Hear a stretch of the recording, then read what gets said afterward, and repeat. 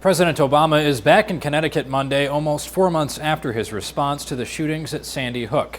But this time, the national conversation on guns sounds quite a bit different. His speech Monday is a chance to revive gun control efforts that have been steadily dismantled over Second Amendment concerns and through active lobbying from the NRA.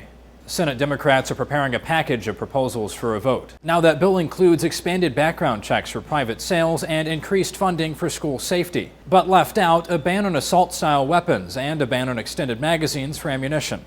And even the prospect of expanded background checks could fall through, with a handful of senators promising to filibuster the proposal. That's despite widespread public support for background checks.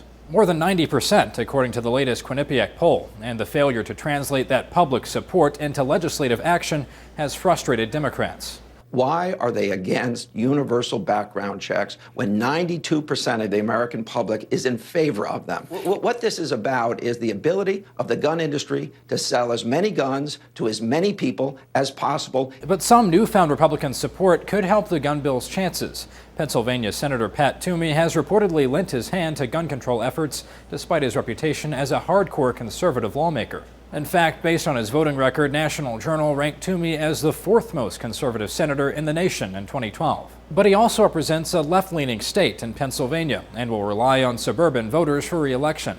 As Chris Cillizza and Sean Sullivan of the Washington Post write, being involved in what will almost certainly be cast as a common-sense deal, if a deal is struck, is great politics for Toomey. Aides say the senator is working with Democrat Joe Manchin, a moderate who was given an A rating from the NRA, but has promised action on gun control since the Newtown shootings last December.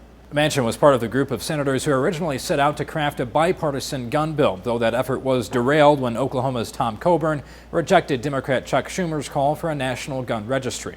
Toomey and Manchin's proposals reportedly include expanded background checks for private sales, but not for selling between close family members or for hunters.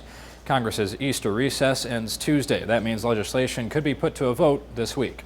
For Newsy, I'm Zach Toombs. Multiple sources, a broader view.